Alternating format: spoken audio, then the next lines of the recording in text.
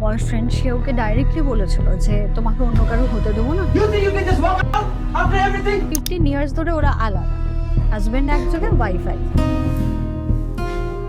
15 years ধরে ওরা আলাদা, একটা বাচ্চাও আছে। মেরেছে নরকটাকে মাথায় ফুলদানি দিয়ে ছুঁড়ে। দম বন্ধ হয়ে এলো, এমন একটা সিচুয়েশন হলো যে ও ওই মোমেন্টে উঠেই ভমিট করে। মানে এটা কি কোনো ব্ল্যাক ম্যাজিক করা হয়েছিল? এটা black magic, pure black magic.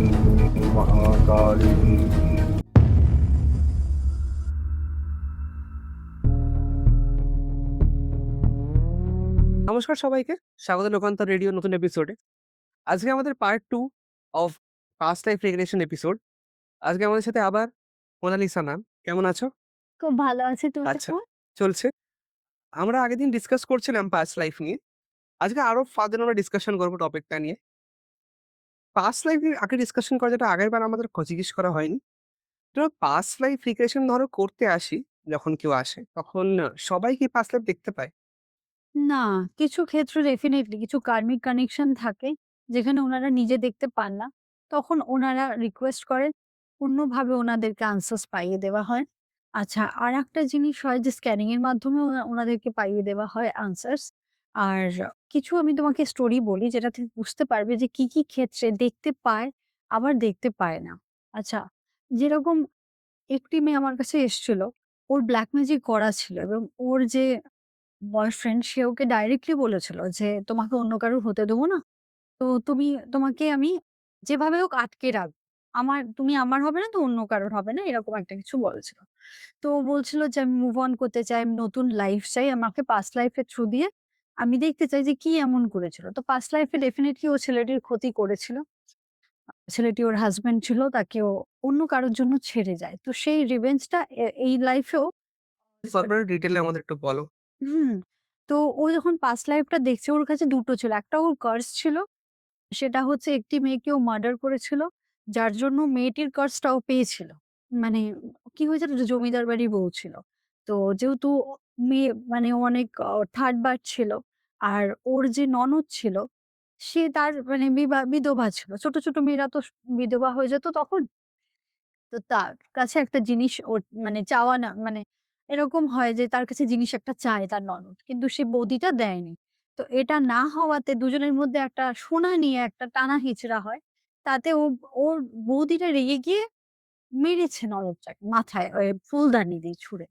তো ওটাতে ওই মেয়েটি যখন মরে যাচ্ছে যে তুমি একটা কথা বলেছিলে আগের দিন যে শেষ নিঃশ্বাস যে ফেলে সেটা কি লাগে সেইটাই আরকি।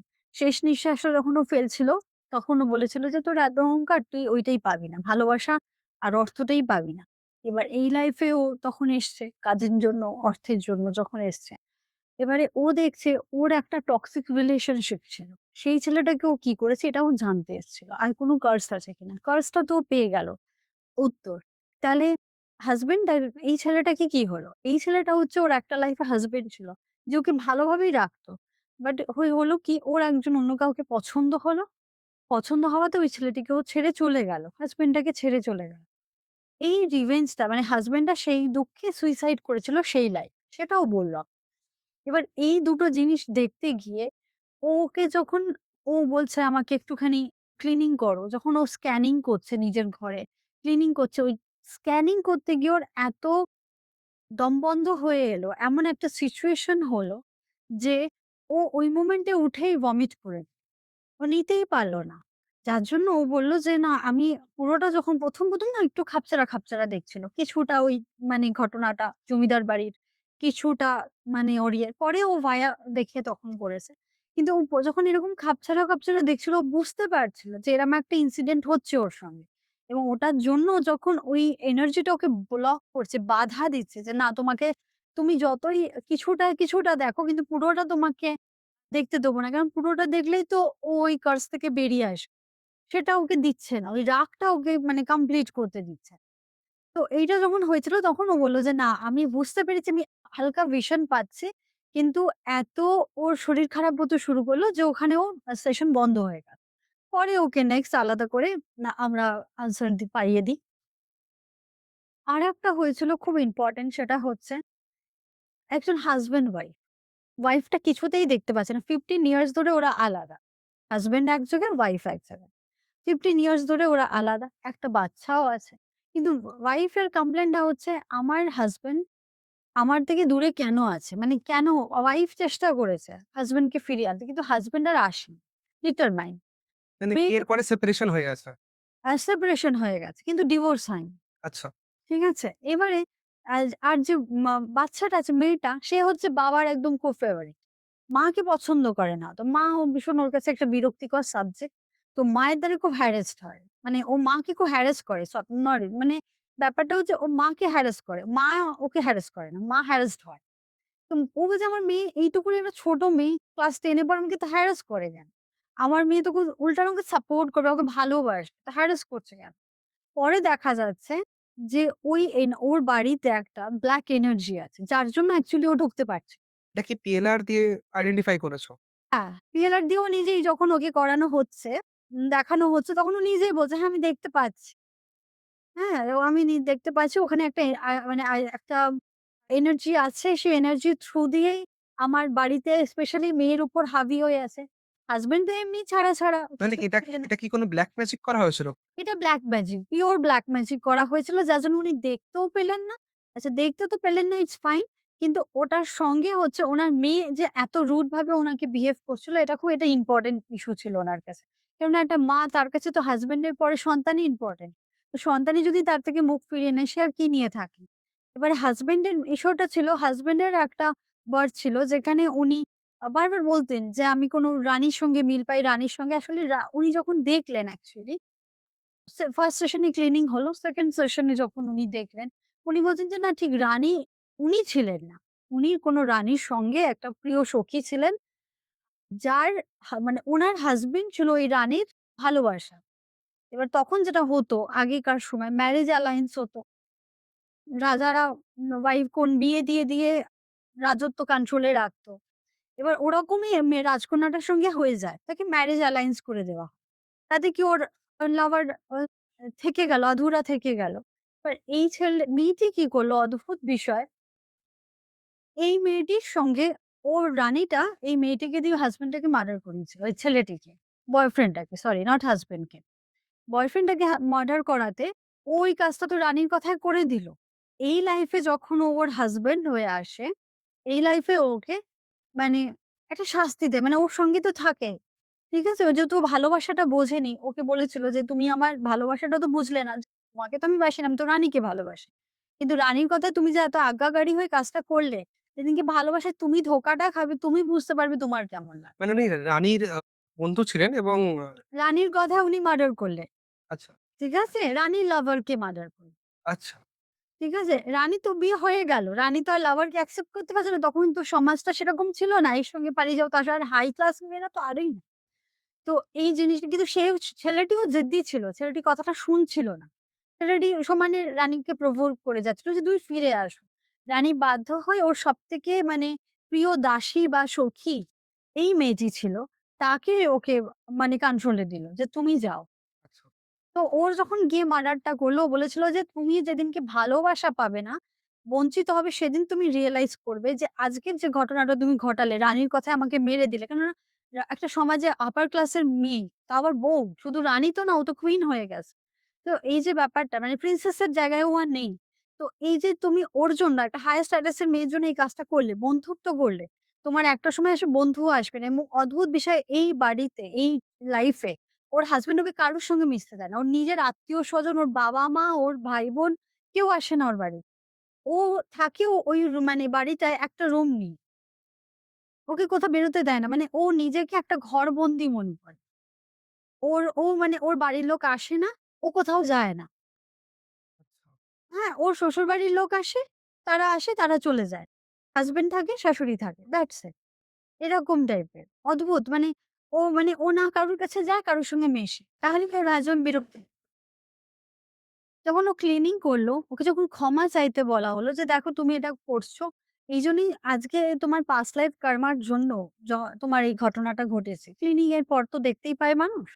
তো ও তখন বলল যে, "হ্যাঁ, আমি ক্ষমা চেয়ে যাচ্ছি।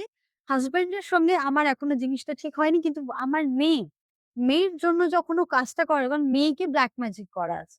তো ওইটা যখন উনি ক্লিনিং করালেন ধীরে, ধীরে ওটা কিন্তু অনেকটা বেটার। মানে কেন ওনার হাসব্যান্ড হয়তো আচ্ছা, আমি একটা জিনিস জিজ্ঞেস করছি, মেয়েকে ব্ল্যাক ম্যাজিক কে করেছিল? মেয়েকে করেছিল ওনারই শাশুড়ি। কেন কোন কেননা উনার ছেলে অলরেডি ডিসট্যান্স এ আছে। নাতনি যদি উনারা বৌমাকে পছন্দ করেন। এবার ধরুন বৌমা যদি এখন সাপোর্ট টা পেয়ে যায়, একটাও সাপোর্ট ধরুন কোনো ফ্রেন্ড থাকলো, কিছু হলো, তাহলে কি উনি হয়তো আলাদা হতে চান, উনারা ওকে আলাদা করতে চান। আচ্ছা, মানে তো সমাজের কাছে হ্যাঁ, একটা সমস্যা। ডে 1 থেকে হাসব্যান্ড বলেছে যে আমরা আলাদাই থাকবো। আমরা সমাজের কাছে স্বামী-স্ত্রী।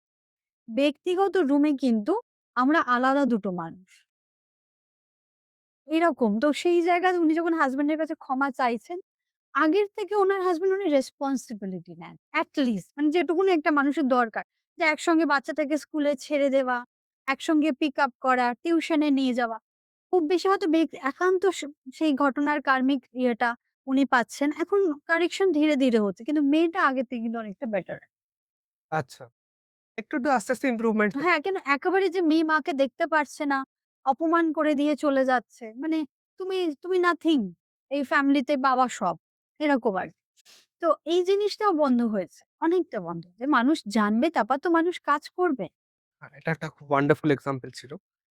আচ্ছা, এরকম হয় কি, মানে আমি শুনেছি, মানে যে অনেক সময় পাস্ট লাইফ দেখলে কেউ যদি দেখে ফেলে নিজের পাস্ট লাইফ, এটা নিয়ে তার খুব ডিপ্রেশন হয়, এবং একটা সিনেমা যেটা ছিল 'জাতিস্বর' মানে হুম। প্রসেনজিতের, মানে ওখানে দেখেছিল যে হি ইজ ভেরি ডিপ্রেসড, কারণ নিজের পূর্বজন্মটা ওর মনে ছিল। এটা কি হয় যে কারোর পূর্বজন্ম জেনে গেলে সে প্রচন্ড দুঃখ বা ডিপ্রেশন হয়ে যায়। মানে আমি ওই এক্সাম্পল দিচ্ছি। আজকে যে আমার মা, পরে আগের জন্মে সে আমার ওয়াইফ ছিল। তো এটা যখন ও জানতো তখন ওর জন্য এই ব্যাপারটা অ্যাকসেপ্ট করাটা কিরমভাবে ও অ্যাকসেপ্ট করবে? ব্যাপারটাতে খুব কমপ্লিকেটেড হয়ে যাবে ওর জন্য। হ্যাঁ, তুমি এটা ঠিকই বলেছ। তবে তোমাকে আমি একটু খুব সিম্পল মানে স্টোরি বলি। সেটা হচ্ছে একটি মেয়ে এসেছিল জবের জন্য। ভালো তুমি জব রিলেটেড ওর ফাইন্যান্স অসুবিধা হচ্ছে।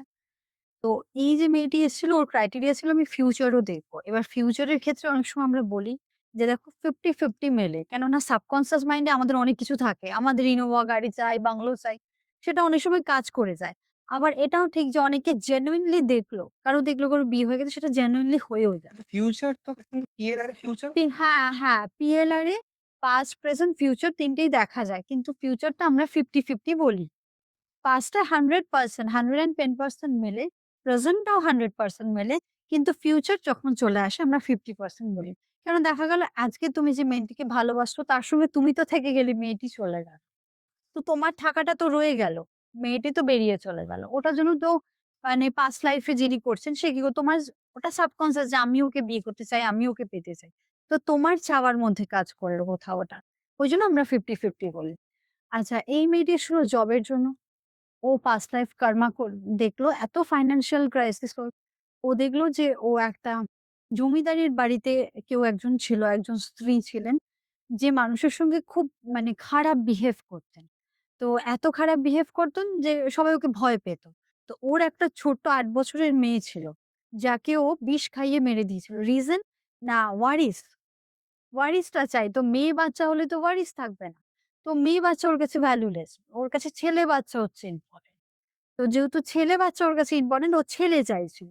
এবার হয়ে গেছে মেয়ে। তো মেয়ের কাছে ওর ভ্যালুলেস, ওর বিষটা খাইয়ে দিয়েছে। এবার বাচ্চাটা যখন মরে যাচ্ছে ওই বলছে যে, "দেখো বাচ্চাটা এত জোর চিৎকার করছে যে, 'মা তুমি ওকে মেরে ফেলছো, মা তুমি ওকে মেরে ফেলছো।'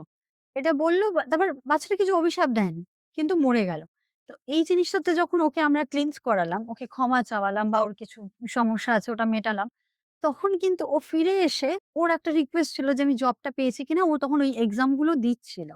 তো ওকে যখন ওই ফিউচারটা দেখানো হলো যে, "দেখো তো তুমি যে ইন্টারভিউটা দিচ্ছ আ গভর্নমেন্ট জবের, সেটা তুমি পেয়েছো?"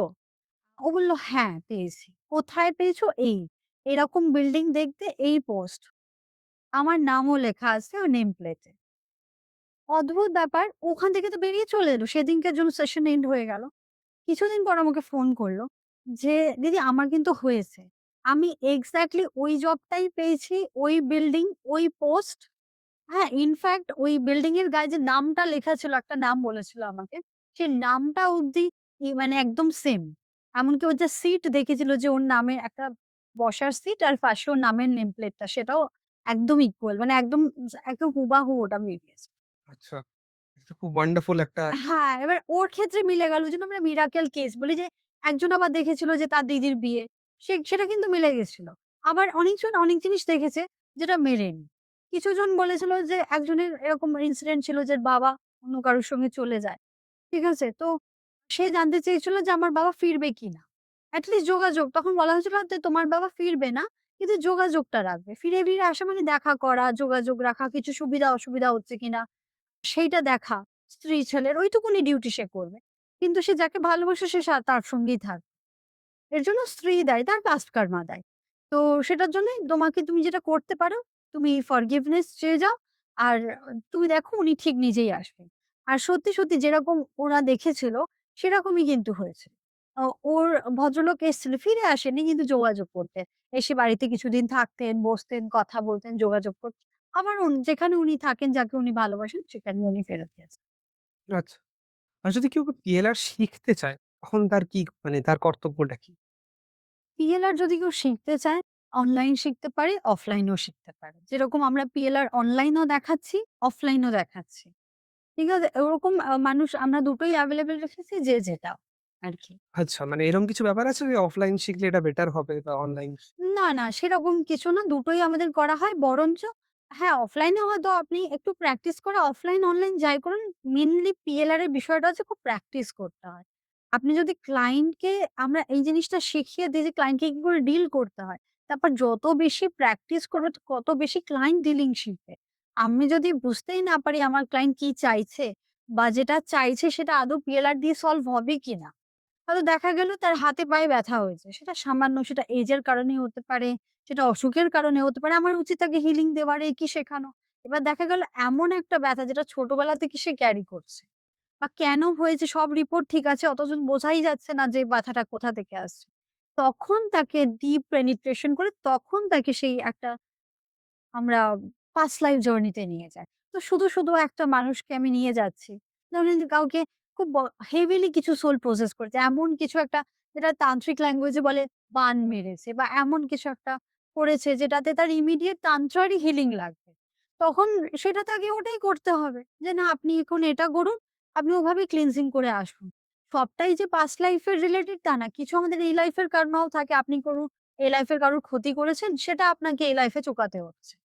হয়তো সেই মোমেন্টে ওই ছেলেটা বা মেয়েটা আপনাকে কিছু বলেনি কারণ জবটা খেয়ে নিয়েছে। আপনি চাকরি দিয়ে ঢুকে গেছেন। তো এই লাইফে হয়তো সেই মোমেন্টে সে কিছু বলতে পারেনি। পরে হয়তো আপনি ইকোনমিক্যালি সাফার করছেন। তো সবটাই যে পাস্ট লাইফ এর ঘাড়ে হয় তা না। তবে মেক্সিমাম কেস যেটা আমরা দেখি সেটা ডেফিনিটলি পাস্ট লাইফ। যেটা হিলিং হয়, রেকি হয় আমরা সেই বুঝেই বলে দিই। আচ্ছা। আচ্ছা, একটা কোয়েশ্চেনটা আমি actually আনসার চাই। মানে যে জানতে পারে ব্যাপারটা পাস্ট লাইফ, তাহলে তার মনে চাপ সৃষ্টি হলে সেটাকে কাটায় কি করে? কেউ যদি এরকম জানে যে তার এরকম কিছু পাস্ট লাইফ আছে, সে ইউজুয়ালি ক্লিন হয়ে যায়। তার আর ওই বার্ডেনটা থাকে না। একদমই থাকে না। কেননা এরকম আজ অব্দি কেউ দেখেনি যার মাদার ওয়াইফ হয়েছে এরকম কেউ দেখেনি টু বি অনেস্ট। বাট এরকম অনেকেই বলেছে যে আমার ভিড়ে ভয় লাগে। যখন সে পাস্ট লাইফ করলো, করে দেখলো যে ভিড়ে কেন ভয় লাগে তাকে কিডন্যাপ করে তুলে এনে কোনো রেড লাইট এরিয়াতে বেচে দেওয়া হয় এবং সেখানেই সে সুইসাইড করে। যখনই জানতে পারছে তখন হ্যাঁ, এই এবারে ইমোশনটাও তো চলে আসছে তার মধ্যে। তো তারপরে সে ঠিক হয়ে যাচ্ছে। সে বোঝে তা সে সেলফ অ্যাওয়ার হচ্ছে যে না আমি যে জলে ভয় পাচ্ছি, আগুনে ভয় পাচ্ছি বা এই যে ভিড় হলেও দম বন্ধ হয়ে আসছিল। এইগুলো এটা জাস্ট ওর ইমাজিনেশন মানে এটা ওর পাস্ট লাইফ এর একটা মেমোরি ক্যারি করছে। আচ্ছা, এরকম হতে পারে ধরুন আমি একটা সমস্যা নিয়ে আপনার কাছে আসলাম। হুম। পিলার করার পরে বিভিন্ন রকমের আরো সমস্যা তার সাথে ঠিক হয়ে যাচ্ছে। তো ধরুন আপনি যেটা বললেন যে জব, কেরিয়ার জব ক্যারিয়ার বিভিন্ন জিনিস। হয়ে যাচ্ছে হ্যাঁ, হ্যাঁ। উল্টো আরো যদি এরকম থাকে যে ঘরে কিছু স্পিরিট আছে বা তাকে কিছু করে যেটা সেটা আমাদের পক্ষে মানে সম্ভব হয় আমরা এনাফ ক্লিনিং করে দিই, পুরো ক্লিনিং। আর ইনফেক্ট আমরা যখন পাস্ট লাইফ শেখাই আমরা প্রোটেকশন ও দিই। আচ্ছা। হ্যাঁ, একটা মানে যাতে সে যখন কাউকে পাস্ট লাইফ করাবে তার যাতে অসুবিধা না হয়। সত্যি কথা বলতে পাস্ট লাইফ যিনি ব্রায়ান ওয়েসিস ওনারাই তো ওখান থেকে এখন সব মানুষই করছে। তো আমরা একটাই জিনিস দেখছি যে উনারা তো আর তন্ত্র জেনে প্রোটেকশন নিয়ে করেননি। ওরা জাস্ট উনারা করেছেন। একটা বেসিক প্রোটেকশন নিয়ে ওরা করেছেন। কিন্তু এটা এভাবেই চলে আসছে। আর আমরা যখন করাই যদি নিহাতি কারুর কেস এরকম থাকে খুব ক্রিটিক্যাল, তাকে খুব বাজেভাবে প্রসেস করা, তাকে খুব তখন আমরা বলেই দিই যে আপনি আলাদাভাবে ট্রেনিংটা করে আসুন। তারপর আমরা আপনাকে শেখাচ্ছি। আর যদি এরকম হয় যে তার সিরিয়াস কন্ডিশন, তাহলে তাকে আমরা ছেড়ে দিই। কিন্তু আমরা যদি করতে পারি ডেফিনিটলি আমরা পুরোপুরি ক্লিন করি। মেক্সিমামটা আমরা করে দিই। খুব মিনিমামটা হয় হয়তো যে কেউ চেষ্টা করছে তার এত বেশি হাই প্রসেস, তাকে আমরা ছেড়ে দিই যে তুমি করে নাও। আচ্ছা, তখন তন্ত্রের হেল্প নিতে হবে। হ্যাঁ, তন্ত্র হেল্প নাও বা আলাদা নেগেটিভ এনার্জি ক্লিনজিং করে আসো। তাকে ঢোকানোই হয় না। মানে এটা কমপ্লিটলি ভুল যে স্পিরিট থাকলে সেটা আমার ঘরে চলে আসবে। আমার ঘরে কি করে আসবে? তোমার ভেতরে আছে, তুমি ওখান থেকে তুমি ক্লিনিং করে নিলেই হয়ে গেল। পরে তুমি শেখো, দেখো, কিচ্ছু প্রবলেম হয় না। আচ্ছা, ঠিক আছে। তাহলে এটা আমাদের 3 পার্টস পিএলআর অ্যান্ড হিলিং এপিসোডটা কমপ্লিট হলো। আশা করব পরবর্তী আরেকটা এপিসোডে তোমাকে আমরা ফেরত পাবো। একদম নিশ্চয়ই। ঠিক আছে। আর যারা এই বিষয়ে ইন্টারেস্টেড বা ম্যামের সাথে কনট্যাক্ট করতে চান, তারা নিচে দেওয়া নাম্বারে কনট্যাক্ট করতে পারবে। আজকের জন্য এখানেই। ধন্যবাদ সবাইকে দেখার জন্যে। নমস্কার।